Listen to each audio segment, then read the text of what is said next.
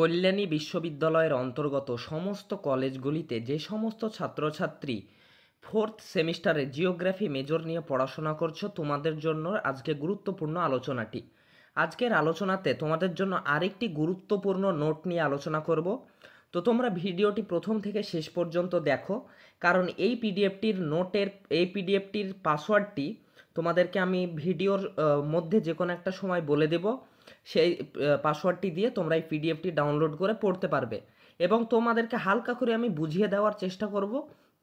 তার জন্য তোমরা ভিডিওটি প্রথম থেকে শেষ পর্যন্ত দেখবে এবং আমি এই নোটটি খুব সহজভাবে লেখার চেষ্টা করেছি, যাতে তোমরা এক দুবার পড়লেই যেন তোমাদের পুরোটা তোমরা বুঝে নাও এবং তোমাদের সহজে মুখস্থ হয়। এছাড়াও তোমাদের বলে দিই, তোমাদের সাজেশনের জন্য বলছিলে, তোমাদের সাজেশন 7 থেকে 10 দিনের মধ্যে আমি দিয়ে দেব। যেহেতু তোমাদের সিলেবাসটা অনেক বড়, সেই কারণে সাজেশনটা করতে একটু লেট হচ্ছে, কারণ সব বিষয় দেখে আমাকে সাজেশন করতে হচ্ছে, সেই কারণে কিছুদিন লেট হচ্ছে। কিন্তু তোমরা 7 থেকে 10 দিনের ভিতর সাজেশনটা পেয়ে যাবে। তারপরে তোমরা পড়তে শুরু করতে পারো এবং যে নোটগুলো দিচ্ছি সেই নোটগুলো তোমরা পড়ো প্রত্যেক দিন। তো এর আগের দিন আমি ট্রপিক্যাল রেন ফরেস্টের নোটটা দিয়েছি, তোমরা যারা দেখোনি, আমি আজকে একটা ফোর্থ সেমিস্টারের প্লেলিস্ট শুরু করছি। সেই প্লেলিস্টটা তোমরা চ্যানেলে গেলেই পেয়ে যাবে। তো সেখান থেকে তোমরা যেই ফোর্থ সেমিস্টারের ভিডিওগুলো দেবো, সেই ভিডিওগুলো সেখানে পেয়ে যাবে সবগুলো। তারপর তোমরা সেগুলো দেখে পড়তে পারো। তো তোমাদের শুরু করছি নোটটা। তো এই কোয়েশ্চেনটা হচ্ছে, discuss the major factors of soil formation. Soil জিওগ্রাফির একটা গুরুত্বপূর্ণ কোয়েশ্চেন এটা, যে সয়েল ফরমেশন বা মৃত্তিকা গঠনের যে প্রধান নিয়ন্ত্রকগুলি রয়েছে, সেই নিয়ন্ত্রকগুলি সম্বন্ধে তোমাদের আলোচনা করতে হবে। তো এটা অনেকটাই তোমরা 11-12 পড়ে এসছো, তার জন্য তোমাদের পড়া অনেকটা সহজ হবে, তোমরা জানো বিষয়টা।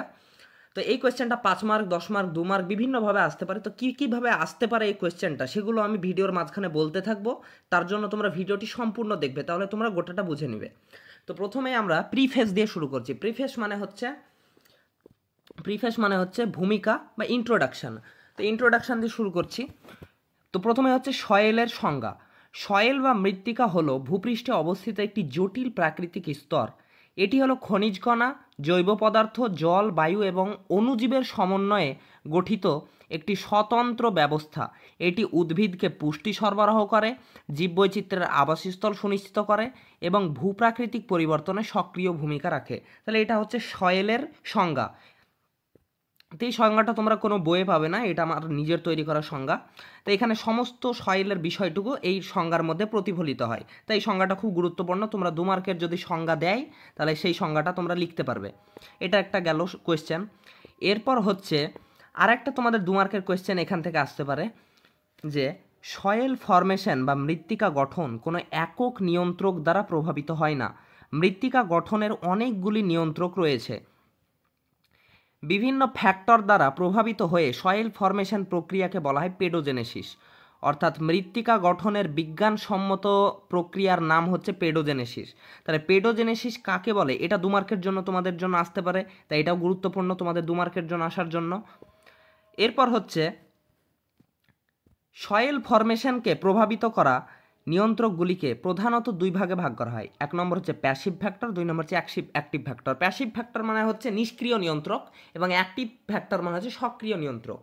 তো প্যাসিভ ফ্যাক্টরের মধ্যে কোন কোন নিয়ন্ত্রকগুলি পড়ছে সেগুলো এবার বলবো। তো প্যাসিভ ফ্যাক্টর, সয়েল ফরমেশনের পরোক্ষ বা নিষ্ক্রিয় নিয়ন্ত্রকগুলি হলো, 1 নম্বর হচ্ছে প্যারেন্ট রক। প্যারেন্ট রক মানে হচ্ছে আদিশিলা বা জনকশিলা বা পিতাশিলা।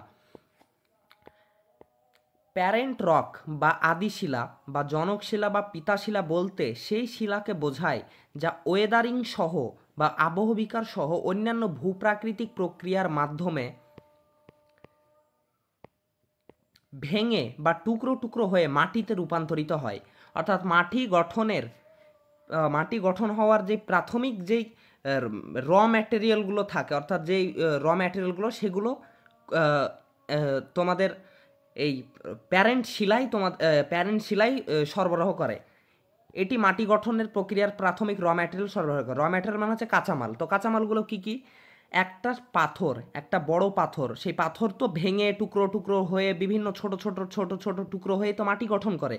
এরপর সেই পাথরের মধ্যে বা যেই শিলার মধ্যে যে খনিজগুলো থাকে, সেই খনিজগুলোও তো এসে সেই মৃত্তিকাতে মিলিত হয়। তো এর কারণে মৃত্তিকা গঠনে সেই প্যারেন্ট রকের গুরুত্ব অনেক বেশি। তো প্যারেন্ট রককে 3 ভাগে ভাগ করা হয়। 1 নম্বর হচ্ছে ইগনিয়াস রক বা আগ্নেয় শিলা, 2 নম্বর হচ্ছে সেডিমেন্টারি রক বা পাললিক শিলা, 3 নম্বর হচ্ছে মেটামরফিক রক বা রূপান্তরিত শিলা। এরপর হচ্ছে একটা ইম্পর্টেন্ট ফ্যাক্ট রয়েছে, সে ফ্যাক্টটা কি? সে ফ্যাক্টটা হচ্ছে যদি সয়েল ফরমেশনে অন্যান্য ফ্যাক্টরের তুলনায় প্যারেন্ট রকের প্রভাব বেশি থাকে তখন সেই সয়েল ফরমেশনের প্রক্রিয়াকে এন্ডোডাইনামোমরফিক প্রক্রিয়া বলা হয়। তো এন্ডোডাইনামোমরফিক কাকে বলা হয় এটা যদি তোমাদের 2 মার্কের জন্য দেয় তোমরা লিখে আসতে পারবে, অবশ্যই লিখে আসতে পারবে। তাহলে এটা হয়ে গেল এখান থেকে। তো তোমাদের 3টে 2 মার্কের কোয়েশ্চেন এখান থেকে হয়ে গেল। এরপর হচ্ছে এর ইম্পর্টেন্সগুলি কী কী বা এর গুরুত্বগুলি কী কী। তো ইম্পর্টেন্সগুলির মধ্যে রয়েছে মৃত্তিকা গঠনে প্যারেন্ট রকের গুরুত্ব হচ্ছে 1 নম্বর হচ্ছে মিনারেল কম্পোজিশন। মিনারেল কম্পোজিশন মানে হচ্ছে খনিজ উপাদান। প্যারেন্ট রক মৃত্তিকায় কোন কোন খনিজ উপাদান থাকবে তা নির্ধারণ করে, যেটি মৃত্তিকার গুণমান নির্ধারিত করে। তো গুণমান কীভাবে নির্ধারিত হয়? যেই মৃত্তিকায় খনিজ বেশি থাকবে সেই মৃত্তিকা অবশ্য উর্বর হবে এবং উর্বর হলে সেইখানে কৃষিজ ফসল গাছপালা বেশি ভালো হয়ে বাড়বে। তো সেই কারণে গুণমান নির্ধারিত হয় প্যারেন্ট শিলার মাধ্যমে। আর একটা উদাহরণ এখানে দেওয়া হয়েছে যে এক্সাম্পল এক্স দিয়ে রেখেছি, এটা এক্সাম্পল হবে। তো এক্সাম্পলের মধ্যে পড়ছে ব্যাসাল্ট শিলা থেকে ব্ল্যাক সয়েল বা কৃষ্ণ মৃত্তিকা সৃষ্টি হয় যার মধ্যে আয়রন, ক্যালসিয়াম এবং ম্যাগনেসিয়াম খনিজ থাকে বা খনিজ সমৃদ্ধ। এই কারণে এই মাটি তুলো চাষের উপযোগী। তো তুলো চাষের জন্য কৃষ্ণ মৃত্তিকা খুব উপযোগী হয় কারণ এতে আয়রন, ক্যালসিয়াম এবং ম্যাগনেসিয়াম থাকে এবং এই কৃষ্ণ মৃত্তিকার প্যারেন্ট রক হলো ব্যাসাল্ট শিলা। তো এই কারণে ব্যাসাল্ট শিলাটা গুরুত্ব বেড়ে যায়। 2 নম্বর হচ্ছে সয়েল স্ট্রাকচার বা মাটির গঠন। মাটির দানাগুলি বড় হবে না সূক্ষ্ম হবে তা প্যারেন্ট রক নির্ধারণ করে। কেমনভাবে? এখানে এক্সাম্পল দিয়েছি। এক্সাম্পল হচ্ছে স্যান্ডস্টোন বা বেলে পাথর থেকে স্যান্ড সয়েল বা বেলে মাটি সৃষ্টি হয় যার দানাদার ও ঝরঝরে প্রকৃতির হয়, মানে এর দানাগুলো একটু বড় হয়। আর অন্যান্য যেমন পাললিক শিলা থেকে সৃষ্ট পলি মাটি সেটা অনেক ছোট ছোট ক্ষুদ্র হয়, কিন্তু বেলে পাথরের এগুলো অনেকটা বড় হয় কণাগুলো। 3 নম্বর হচ্ছে সয়েল কালার বা হচ্ছে মাটির রং। প্যারেন্ট রক অনেকাংশে মাটির রং নির্ধারণে গুরুত্বপূর্ণ ভূমিকা পালন করে। কিভাবে? যেমন এক্সাম্পল দেওয়া হয়েছে যে চুনা পাথর থেকে সৃষ্ট মৃত্তিকার রং ধূসর বা সাদা হয়ে থাকে। তাহলে মৃত্তিকার রং নির্ধারণেও প্যারেন্ট শিলার গুরুত্ব অনেক বেশি। 4 নম্বর গুরুত্ব হচ্ছে ফার্টিলিটি বা উর্বরতা, ওয়াটার রিটেনশন মানে হচ্ছে মাটির জলধারণ ক্ষমতা, এবং এয়ারেশন মানে হচ্ছে বায়ু চলাচল ক্ষমতা। তো প্যারেন্ট শিলায় অবস্থিত খনিজ মাটির উর্বরতা নির্ধারিত করে। যেমন কোনো মাটিতে যদি খনিজ বেশি থাকে তাহলে সেই মাটি বেশি উর্বর হবে, খনিজ যদি কম থাকে মাটি উর্বর কম হবে। তাই প্যারেন্ট শিলা মাটির উর্বরতা নির্ধারণেও গুরুত্বপূর্ণ ভূমিকা পালন করে। এরপর হচ্ছে প্যারেন্ট রক মাটির স্ট্রাকচার নির্ধারণ করে যে মাটিতে জলধারণ ক্ষমতা এবং বায়ু চলাচল কেমন হবে। যেমন তোমাদের এখানে একটা উদাহরণ দিয়ে বলে দিই, ব্যাসাল্ট শিলা থেকে সৃষ্ট ব্ল্যাক সয়েল বা কৃষ্ণ মৃত্তিকাতে প্রচুর ধরনের খনিজ থাকে, যেমন আয়রন, ম্যাগনেসিয়াম, ক্যালসিয়াম। তাই এখানে খুব ভালো মানে অনেক ধরনের ফসল উৎপাদন খুব ভালো হয়, তাই এর উর্বরতা অনেক বেশি। এর আর একটা বৈশিষ্ট্য হচ্ছে এর দানাগুলো খুব সূক্ষ্ম হয়। সূক্ষ্ম হওয়ার কারণে এখানে জল বেশি ধরে থাকে। জল বেশি কিভাবে ধরে থাকে? জল ধরে থাকার কারণ হচ্ছে যে যদি সূক্ষ্ম কণা হয় মৃত্তিকার, তাহলে মৃত্তিকার ভিতর থেকে জল বাষ্পীভবনের মাধ্যমে দ্রুত বের হয়ে যাবে না। এর ফলে অনেকক্ষণ বা অনেক বেশি জল ধারণ করে রাখতে পারে সেই মাটি। কিন্তু যদি দানাগুলো বড় হয় তাহলে জল সহজেই বাষ্পীভবন প্রক্রিয়ার মাধ্যমে উড়ে যেতে পারে। এরপর হচ্ছে বায়ু চলাচল ক্ষমতা। যদি এর বায়ু চলাচল ক্ষমতা কম, ব্ল্যাক সয়েল বা কৃষ্ণ মৃত্তিকার বায়ু চলাচল ক্ষমতা কম। কেন কম? কারণ এই ব্ল্যাক সয়েলের দানাগুলো অনেক ছোট হয়, তার কারণে বায়ু চলাচল খুব ভালো হয় না। এরপর হচ্ছে টোপোগ্রাফি অ্যান্ড স্লোপ, এটা হচ্ছে 2 নম্বর ফ্যাক্টর। প্রথমে প্যারেন্ট রক হলো, এবার হচ্ছে টোপোগ্রাফি অ্যান্ড স্লোপ। টোপোগ্রাফি মানে হচ্ছে ভূপ্রকৃতি এবং স্লোপ মানে হচ্ছে ঢাল। সয়েল ফরমেশনের গুরুত্বপূর্ণ নিয়ন্ত্রক হলো টোপোগ্রাফি এবং স্লোপ। এই দুটি উপাদান মাটি গঠনের ঘনত্ব, জল সরবরাহ ইত্যাদি বিষয়ে সরাসরি প্রভাব ফেলে। কিভাবে প্রভাব ফেলে বা ইম্প্যাক্টগুলি কি? 1 নম্বর হচ্ছে সয়েল ফরমেশনে ভূমির প্রকৃতি ও ঢালের প্রভাবগুলি নিম্নরূপ। 1 নম্বর হচ্ছে erosion and deposition rate. Erosion and deposition রেটের মধ্যে হচ্ছে ইরোশিয়ান এবং ডিপোজিশন রেট মানে হচ্ছে ক্ষয় এবং সঞ্চয়ের হার। ভূমির ঢাল যত খাড়া হবে জলের গতি তত বেশি হবে এবং সেই ভূপ্রকৃতিতে শিলা দ্রুত ক্ষয় হয়ে সমতলে নেমে আসবে। ফলস্বরূপ খাড়া ঢালু ভূপ্রকৃতিতে মাটি বেশি গভীর ও উর্বর হবে না। তো বুঝতেই পারছো, খুব সহজভাবে লিখে দিয়েছি, তোমরা একবার দুবার পড়লেই তোমরা বুঝে নেবে এবং তোমাদের ছবিও দেওয়া হয়েছে, ছবিগুলো তোমাদেরকে দেখাবো। এরপর হচ্ছে সমতল ভূপ্রকৃতিতে জলের প্রবাহ গতি কম হবে এবং ক্ষয়ের থেকে সঞ্চয় বেশি হবে। এর ফলে গভীর এবং উর্বর মৃত্তিকা গঠিত হবে। তাহলে এটা বুঝতে পারলে। 2 নম্বর হচ্ছে ওয়াটার হোল্ডিং ক্যাপাসিটি বা জল ধারণ ক্ষমতা। খাড়া ঢালযুক্ত অঞ্চলে জল দ্রুত গতিতে প্রবাহিত হয়ে সমতলে নেমে আসে, তাই এইখানকার মৃত্তিকার জল ধারণ ক্ষমতা অনেক বেশি হয়, কিন্তু জেন্টেল স্লোপযুক্ত সমতল ভূমিতে এর প্রবাহ ধীরে হয়, মৃত্তিকার কণায় জল বেশি ধারণ হয়ে থাকে। এরপর হচ্ছে ইউজ অফ সয়েল। জেন্টেল স্লোপযুক্ত সমতল ভূমিতে ঘর বাড়ি রাস্তাঘাট, ইউজ অফ সয়েল মানে হচ্ছে মৃত্তিকার ব্যবহার। জেন্টেল স্লোপ, জেন্টেল মানে হচ্ছে মৃদু এবং স্লোপ মানে হচ্ছে ঢাল, মানে মৃদু ঢাল মানে যেই ঢাল হালকা হয়ে থাকে এইরকম হয়ে থাকে। আর স্টিপ স্লোপ মানে হচ্ছে খাড়া ঢাল এইরকম হয়ে থাকে। এটা হচ্ছে খাড়া ঢাল আর এটা হচ্ছে মৃদু ঢাল। তাহলে বুঝতে পারছো মৃদু ঢাল এবং খাড়া ঢাল। তো জেন্টেল স্লোপযুক্ত সমতল ভূমিতে ঘর বাড়ি রাস্তাঘাট কলকারখানা ইত্যাদি বানানো অনেক সহজ হয় এবং উর্বর মৃত্তিকা থাকায় কৃষির কাজ ভালো হয়। কিন্তু স্টিপ স্লোপযুক্ত অঞ্চলে হিউম্যান অ্যাক্টিভিটি অনেক কম হয়, কারণ ঘর বাড়ি রাস্তা কলকারখানা ইত্যাদি নির্মাণ কঠিন হয় এবং কৃষিকাজও ভালো হয় না, কারণ খাড়া ঢালযুক্ত অঞ্চলে খনিজ লবণ কম থাকে মৃত্তিকায়, খনিজ কম থাকার কারণে কৃষিকাজ খুব একটা ভালো হয় না এবং জল ধারণ ক্ষমতাও খুব একটা বেশি নয় এই কারণে। 3 নম্বর হচ্ছে টাইম। টাইম বা এটা গেল স্লোপ এবং স্লোপ গেল। এবার হচ্ছে টাইম। টাইম বা সময়।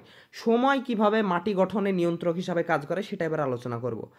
সয়েল ফরমেশনে প্যাসিভ ফ্যাক্টর হিসাবে গুরুত্বপূর্ণ একটি নিয়ন্ত্রক হলো টাইম বা সময়।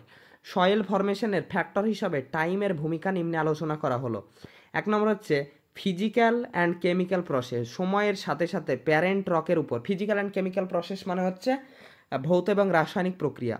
তো সময়ের সাথে সাথে প্যারেন্ট রকের উপর ওয়েদারিং সহ অন্যান্য প্রক্রিয়া কার্যকারী হয়ে মৃত্তিকার গঠনকে প্রভাবিত করে এবং অপরিণত থেকে পরিণত মৃত্তিকায় রূপান্তরিত করে। এরপর হচ্ছে সয়েল হরিজন ফরমেশন। প্রাথমিক পর্যায়ে সৃষ্ট মৃত্তিকায় সময় যত অতিবাহিত হতে থাকে মৃত্তিকার বিভিন্ন স্তর বা হরিজনস গঠিত হয়। হরিজন মানে হচ্ছে স্তর। তাহলে সয়েল হরিজন ফরমেশন অর্থাৎ মৃত্তিকার স্তর গঠন, যেমন ও এ বি সি আর এগুলো তোমরা নিচু ক্লাসে পড়েছো, তোমরা জানো। 3 নম্বর হচ্ছে ফার্টিলিটি ইনহ্যান্সমেন্ট বা উর্বরতা বৃদ্ধি। সময়ের সাথে সাথে মৃত্তিকায় জল প্রবাহ হতে থাকলে অন্যান্য অঞ্চল থেকে মিনারেল এসে মৃত্তিকায় মিশে যায় এবং গাছপালা প্রাণীর মৃতদেহ পচে মৃত্তিকার উর্বরতা বৃদ্ধি পায়। এটা গেল তোমাদের প্যাসিভ ফ্যাক্টরগুলো কমপ্লিট হলো। তো প্যাসিভ ফ্যাক্টর হলো 3টি। প্রথম হচ্ছে প্যারেন্ট রক, 2 নম্বর হচ্ছে টোপোগ্রাফি এবং স্লোপ, 3 নম্বর হচ্ছে টাইম। তো এই 3টে। এবং হচ্ছে অ্যাক্টিভ ফ্যাক্টর। অ্যাক্টিভ ফ্যাক্টর হচ্ছে 2টি, 1 নম্বর হচ্ছে ক্লাইমেট এবং 2 নম্বর হচ্ছে বায়োস্ফিয়ার। তো প্রথমে ক্লাইমেট সম্বন্ধে আলোচনা করব।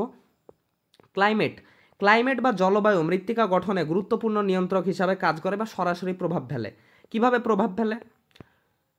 জলবায়ু প্রধানত 2টি উপাদান মৃত্তিকার গঠনে সরাসরি প্রভাব ফেলে। জলবায়ুর 2টি উপাদান মৃত্তিকা গঠনে সরাসরি প্রভাব ফেলে। এর মধ্যে 1 নম্বর হচ্ছে রেনফল বা বৃষ্টিপাত বা প্রেসিপিটেশন। তো এটি কীভাবে প্রভাব ফেলে?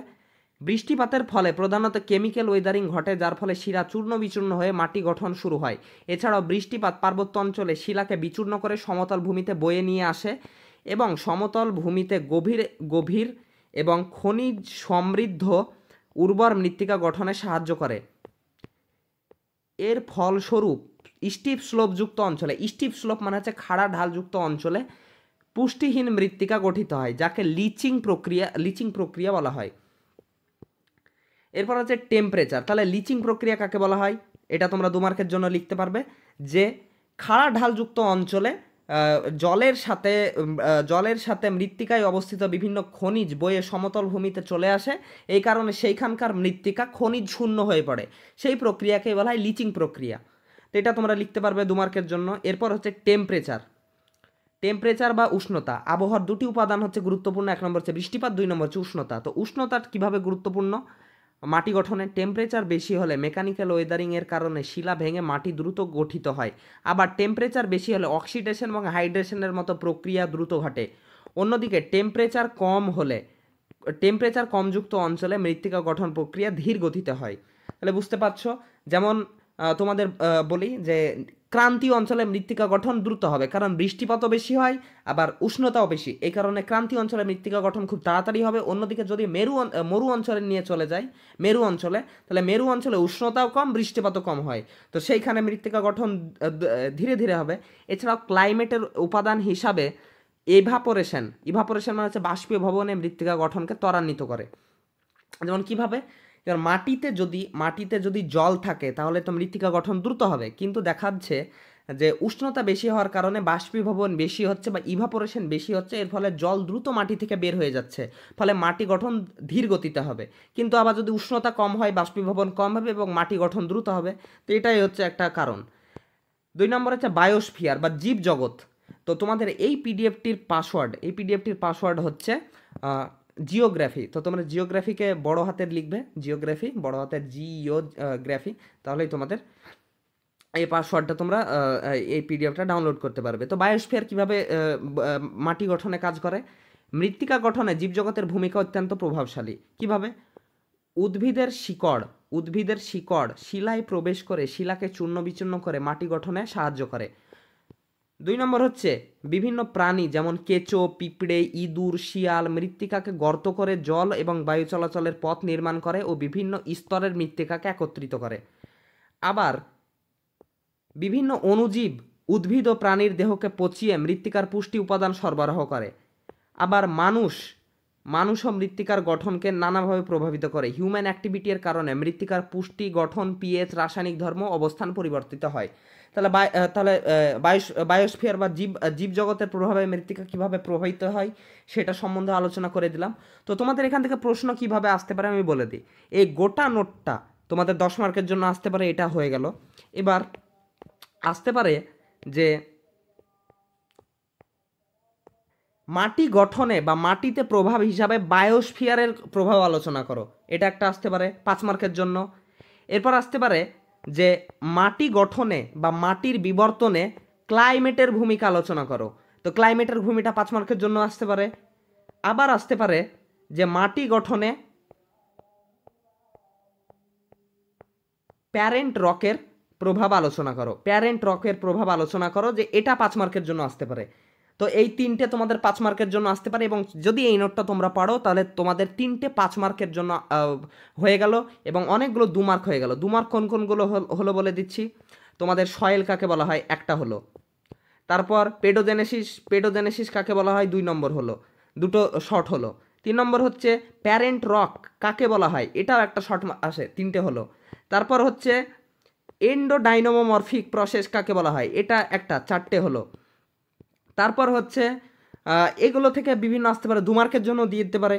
তারপর আবার কিভাবে এই ইউরোশিয়ান বা এই সবগুলো কাজ করে সেগুলো 2 মার্কের জন্য চলে আসতে পারে। তো এইভাবে তোমাদের 2 মার্কের জন্য আসতে পারে বিভিন্ন কোয়েশ্চেন। এরপর তোমাদের ছবিটা দেখিয়ে দিই, তাহলে তোমরা আরও বিষয়টা বুঝতে পারবে। এই ছবিগুলো তোমরা আঁকতে পারো তোমাদের পরীক্ষাতে। তো তোমাদেরকে ছবিটা বুঝিয়ে দিই। এই দেখো, এগুলো হচ্ছে প্যারেন্ট রক। তো টাইম কিভাবে কাজ করে তোমরা দেখো। প্রথমে টাইমটা নিয়ে আলোচনা করি। তো প্রথমে টাইম কিভাবে কাজ করে, এ দেখো স্টেজ 1, এটা স্টেজ 1, এটা ধরা যাচ্ছে যে এটা 1 নম্বর বছর। এবার এই মাটিটা এই অবস্থাটা যখন এই পর্যায়ে পড়বে, যে প্যারেন্ট রকগুলো দেখো সময়ের সাথে সাথে ছোট ছোট হয়ে যাচ্ছে ওয়েদারিংয়ের ফলে, এটা দেখা যাচ্ছে 100 বছর পর হলো। এবার আবার দেখা যাচ্ছে স্টেজ 3, এটা টাইম যত বাড়ছে স্টেজ তত বাড়ছে, এটা দেখা যাচ্ছে 500 বছর পর এইরকম অবস্থা হয়ে গেল। আবার যত সময় বাড়ছে 4 নম্বর স্টেজে দেখো তোমাদের আবার অন্য ধরনের মৃত্তিকার স্তর লক্ষ্য করা যাচ্ছে। তো মৃত্তিকার স্তর বা মৃত্তিকা গঠন সময়ের সাথে কিভাবে প্রভাবিত হয় সেটা এই ছবিটার মাধ্যমে ব্যাখ্যা করা হয়েছে, এই ছবিটার মাধ্যমে বুঝিয়ে দেওয়া হয়েছে। এরপর তোমাদের আরেকটা বলি যে প্যারেন্ট রক। তো এই দেখো প্যারেন্ট রকগুলো, এই যে বিভিন্ন প্যারেন্ট রক রয়েছে, এই বড় বড় প্যারেন্ট রকগুলো যত সময়ের সাথে সাথে এর উপর ওয়েদারিং কাজ করছে, বিভিন্ন ওয়েদারিং কাজ করছে, এই প্যারেন্ট রকগুলো ছোট ছোট হয়ে যাচ্ছে। ছোট ছোট হওয়ার পর এইরকম মৃত্তিকা গঠন হচ্ছে। তো প্যারেন্ট রক মৃত্তিকা গঠনে কিভাবে ভূমিকা পালন করে এই ছবির মাধ্যমে বোঝা যাচ্ছে। এরপর ক্লাইমেটের তোমরা বুঝতে পারছো, এখানে বৃষ্টিপাত হচ্ছে, উষ্ণতা হচ্ছে, দিয়ে ওয়েদারিং কাজ করছে।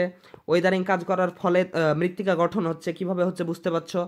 তারপর এই দেখো তোমরা এখানে দেখতে পাচ্ছ যে একটা গাছ, এই গাছ মৃত্তিকায় প্রবেশ করে মৃত্তিকাকে ভাঙছে বা চূর্ণ বিচূর্ণ করছে। সেটা তোমাদের একটা ছবি হয়ে গেল যে বায়োস্ফিয়ার কিভাবে মৃত্তিকাকে গঠনে কাজ করে, ভূমিকা পালন করে। তো এইখান থেকেই তোমরা অনেকগুলো একটা ছবি পেয়ে গেলে, যে এই ছবিটা দিলে গুরুত্বপূর্ণ একটা ছবি হয়ে যাবে। আবার দেখো এখানে একটা স্লোপ কিভাবে কাজ করে। দেখো এটা হচ্ছে স্টিপ স্লোপ থেকে তোমাদের বৃষ্টিপাতের কারণে এই সব পদার্থগুলো নেমে চলে আসছে এইখানে। তো ঢালের কারণে মৃত্তিকা এক জায়গা থেকে অন্য জায়গায় সরে আসছে। তো এটা স্লোপের ফলে মৃত্তিকা গঠন প্রভাবিত হয়, বোঝা গেল। এরপর দেখো এখানে টেম্পারেচারের ফলে কিভাবে হয়। টেম্পারেচার, এটা একটা বৃহৎ রক ব্লক। তো এই রক ব্লকটা টেম্পারেচারের প্রভাবে তোমরা পড়েছ ব্লক ডিসইন্টিগ্রেশন ওয়েদারিং বা মেকানিক্যাল ওয়েদারিং বা আবহবিকারের একটা প্রক্রিয়া হচ্ছে ব্লক ডিসইন্টিগ্রেশন। তো ব্লক ডিসইন্টিগ্রেশনের ফলে এই যে একটা বড় রক ব্লকটা, সেই ব্লকটা ভেঙে ভেঙে টুকরো টুকরো হয়ে গেছে। এই টুকরো টুকরো হওয়ার পর আরও পরবর্তীতে আরও ছোট ছোট ছোট ছোট ছোট ছোট ছোট টুকরো হয়ে যাচ্ছে এবং শেষ পর্যন্ত এই টুকরোগুলো মৃত্তিকার রূপে অবস্থান করছে। তাহলে টেম্পারেচারের ফলে কিভাবে হয় সেটা একটা আলোচনা করা হলো, যে টেম্পারেচারের ফলে ওয়েদারিং বেশি হয় এবং ওয়েদারিং বেশির ফলে ধীরে ধীরে ধীরে ধীরে মৃত্তিকা সৃষ্টি হয়। তো এটা তোমাদের এই ছবিগুলো তোমরা দিতে পারো। তো তোমাদের যদি ভিডিওটি ভালো থেকে লেগে থাকে তাহলে তোমরা অবশ্যই একটা লাইক করবে এবং চ্যানেলটিকে সাবস্ক্রাইব করে রাখবে এরকম গুরুত্বপূর্ণ নোট এবং সাজেশন পাওয়ার জন্য।